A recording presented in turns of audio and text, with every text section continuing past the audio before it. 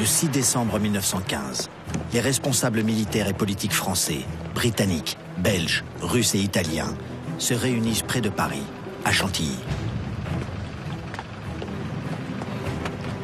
Ils décident d'améliorer la coordination de leurs armées, de ne plus s'épuiser en attaques séparées et d'organiser une grande offensive anglo-française pour l'été 1916. Cette offensive partira des positions britanniques et françaises sur la Somme. Mais les Allemands vont les prendre de vitesse en décidant une offensive sur Verdun, la porte des invasions. Verdun, ville clé sur la Meuse, est pourtant considéré par les Français comme un secteur calme.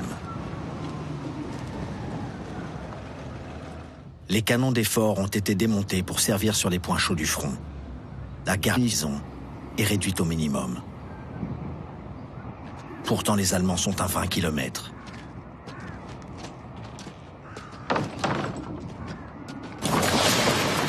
Début février 1916, ils massent des troupes et de l'artillerie pour cette bataille qu'ils veulent décisive.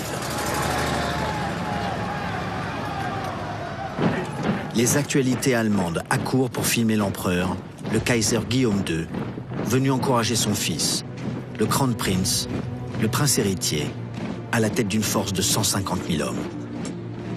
Son plan, ou bien Verdun est pris et la route de Paris est ouverte, ou bien l'armée française s'y accroche, et ce sera un moyen de la saigner à blanc.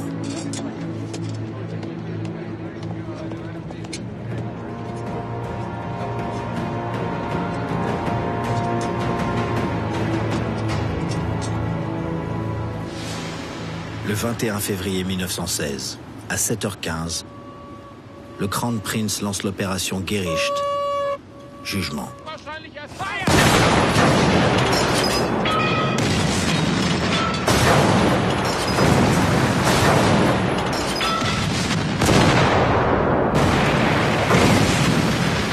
En quelques heures, 1 million d'obus s'abattent sur les positions françaises.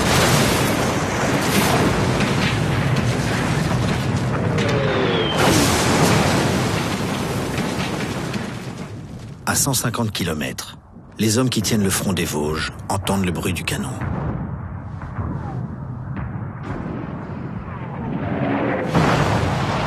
Pour leur attaque sur Verdun, les Allemands mettent en œuvre une arme terrifiante, le lance-flamme.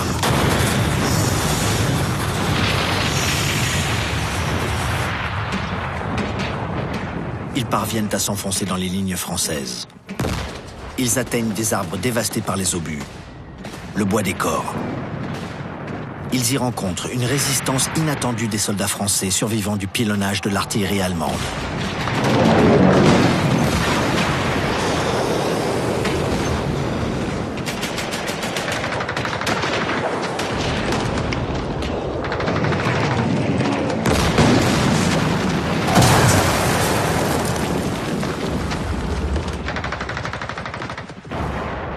Le sacrifice du colonel Drian et de ses hommes retarde le Kronprinz, mais il reste optimiste et il félicite ses troupes de choc.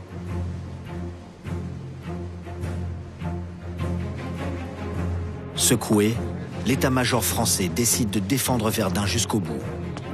Un nouveau chef est nommé. Le général Philippe Pétain, 60 ans, jusque-là en seconde ligne. Il a la réputation d'être hostile à la doctrine de l'offensive. Il va mettre en œuvre sa stratégie défensive. Son ordre est de se retrancher et de tenir. Les Français arrêtent les Allemands. La bataille tourne à la boucherie.